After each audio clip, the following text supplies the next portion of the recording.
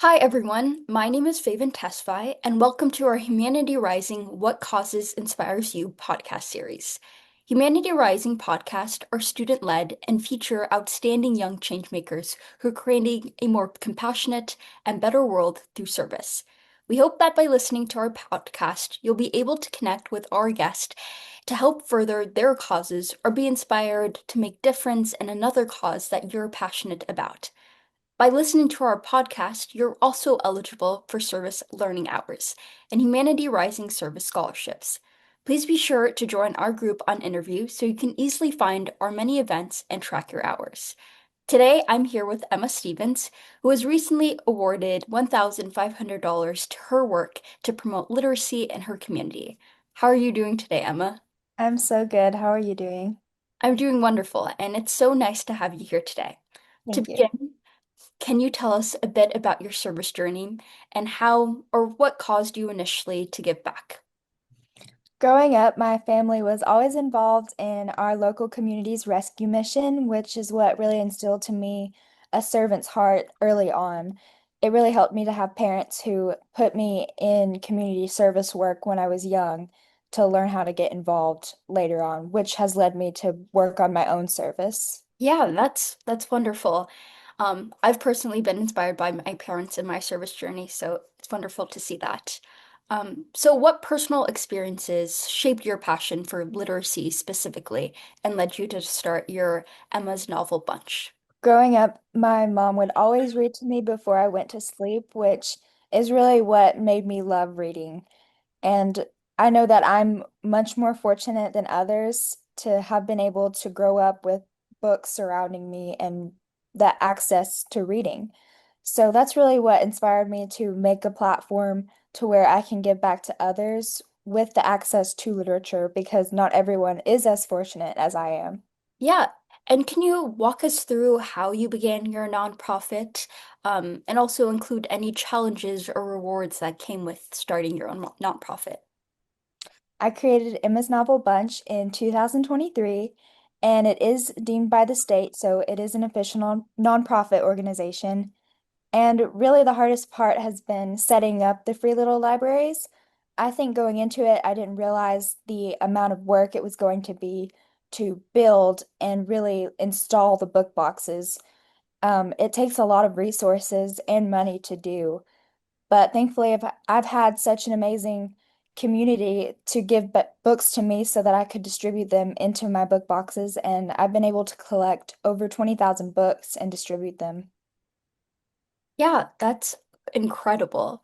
Um, and to further that, what were any challenges that you had when you were initially starting?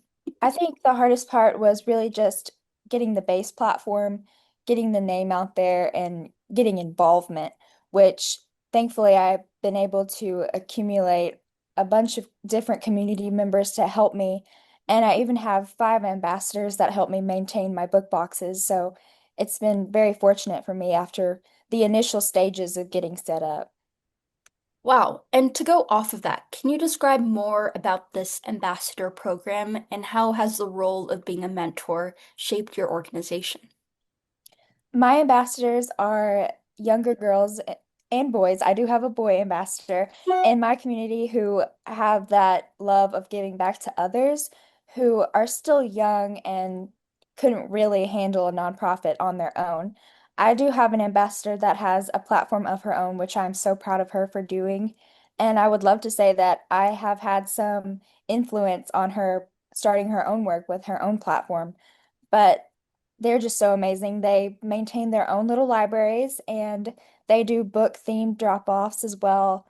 And it's just so special getting other younger members of my community involved in community service like I was when I was younger. Yeah, no, that's incredible. And hearing how the people that you've helped mentor starting their own nonprofits is truly amazing.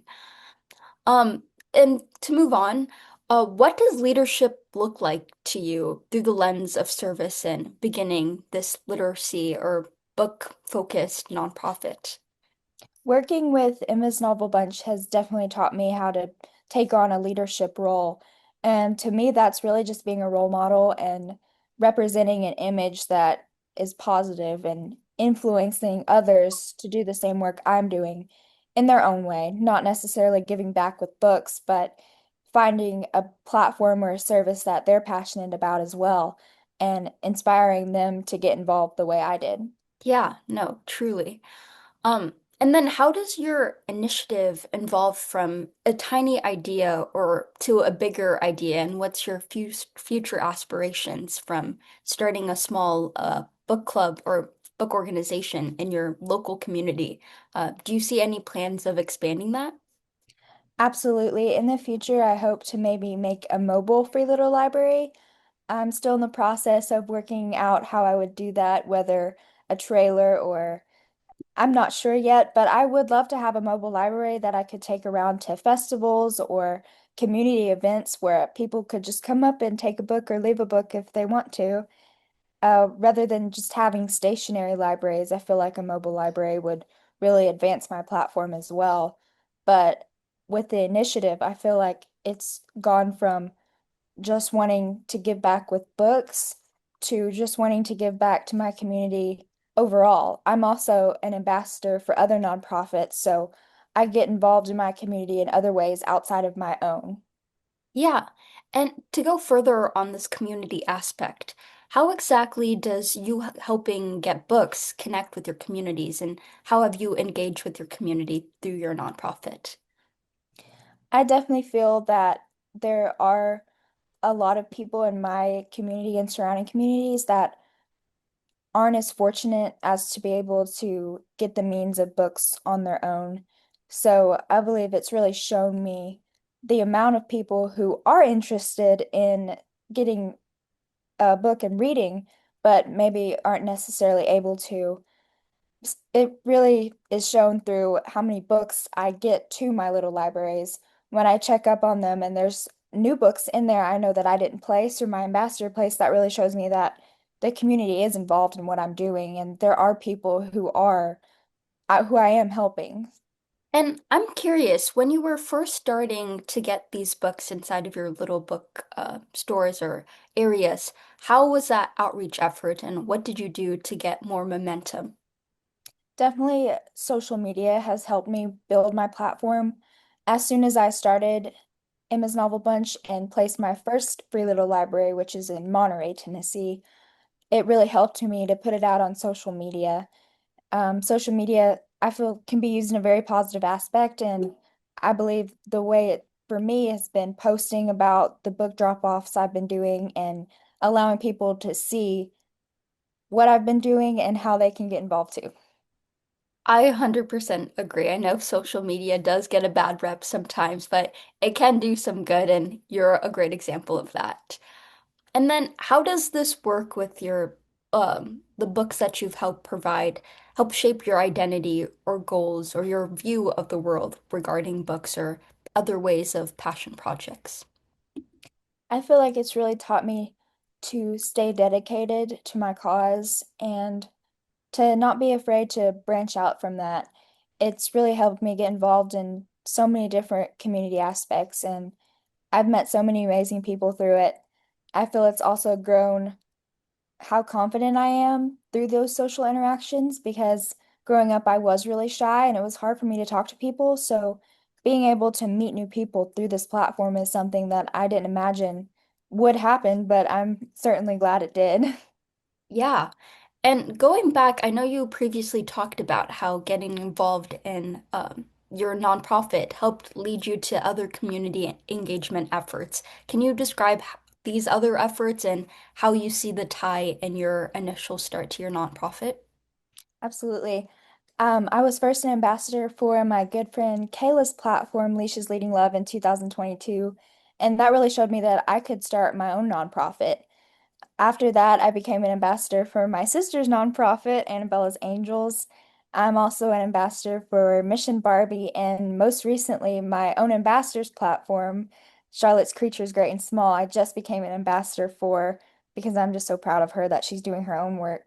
So that it's really shown me that I can start my own work and continue to be involved in other people's works as well. That's you have a very, very busy schedule being an ambassador to all these things, but it's truly amazing and your passion is so clearly seen through the way you talk about all these initiatives. And I know you have helped with your fellow ambassador start up her own nonprofit, but what other advice would you give to an average young person who wants to make a difference in their communities? I would say that it's so easy to get involved. I would say if you can just put yourself out there, there is somebody who could help you. Whether you get started like I did early on with your family, or you start out as an ambassador and work your way up. I would say that there's so many ways to help your community if you can just put your mind to it, decide what your passion is, and go through with it. Yeah, that's so inspirational. And I personally have had many conversations about a support system through these passion projects. How would you ask someone or give advice to someone who doesn't know initially where to start regarding a support system or other people that can assist them in their process? I would say to reach out to someone you know that has a platform or a nonprofit organization. Maybe it's not someone you know directly. If your community has mission projects, rescue mission projects, meal trains, I would just say to get involved in anything you could find, whether you know them or not. I know that anyone who runs a platform like this would be very thankful for the help and would accept anyone with open arms who is willing to help out. Yeah, no, I 100% agree. And I know the first step can be hard, but if you do get going, the fear of it all will definitely decrease. And then more on the topic of you, how do you like try to balance all these, whether it be being an ambassador, having a hanging out with your friends or school, what advice would you give trying to balance it all? It's definitely not easy, but I would say it's very worth it. It's a very rewarding thing to always be busy. I mentioned earlier having all these connections I've gained through my work, which that's some of my biggest friendships have come from my own work with my platform and working with others' platform. So it's easy to balance all these things because there's something I care about so deeply. It's just naturally easy for me to balance because I like doing these things. Yeah, no, I get you. Um, but yeah, going through the steps of, I feel like a lot of the things I'm passionate about, whether it be service, kind of intertwines with me having a lot of friends and hanging out with them in the process. Yes. But going more on the inspiration that initially started your journey, how did you come across, if any, adult scrutiny or difficulties when people just saw a young person and was like, "Oh, how am I supposed to go about this?" Or kind of being tossed to the side? What advice would you give for someone that's facing the same thing? Thankfully, I have not personally run into that. My community is super supportive, and I've had nothing but support from my community, and I'm very thankful. But to anyone who is experiencing that, I would just say to brush it off. I, it's just the world. It really is. You can't stop what other people are thinking, but you are in control of what you are doing. And if you are doing a good thing, I would just say be persistent with it. That is very, very true. I mean, I personally have faced kind of being tossed to the side, but it is kind of just life. And when you get up stronger, Yes. they'll know that you're strong enough for it. Now to end on kind of a fun note, I'm curious if you could give one book to any young person, what would it be? I would have to go with my favorite book, Ready Player One. I love 80s pop culture, so it's no shocker that I love that book. But I feel like it's a good mix between all genres, really. It's a little bit romantic, it's a little bit action, and I feel like it's so different than the way the world is today. It's dystopian, yet it pulls aspects of 80s pop culture, and I just think it's awesome. It made me just love reading, really. That was the first book I was like, I can't wait to read more. I love this book. So I would hope that others have the same emotion for my favorite book. Wow, I've watched Ready Player One, but I haven't read the book, but you're really convincing me to really The book is so much better. I could imagine. So I'll definitely be reading that in the following weeks. But thank you so much, Emma, for spending a few minutes talking about to me about all your amazing work. Do you have any final notes that you would like to say? Any future plans as well that you'd like to mention? I just hope that Emma's Novel Bunch keeps growing, and I look forward to placing more little free libraries, whether mobile or stationary. I'm just super excited for what the future holds for it. And I'm very excited, and I know a lot of other people are excited to see all the amazing things that you continue to do. But besides that, thank you so much for listening to Humanity's Rising, What Cause Inspires You podcast series. And I hope you guys continue to listen. And thanks again, Emma. Thank you.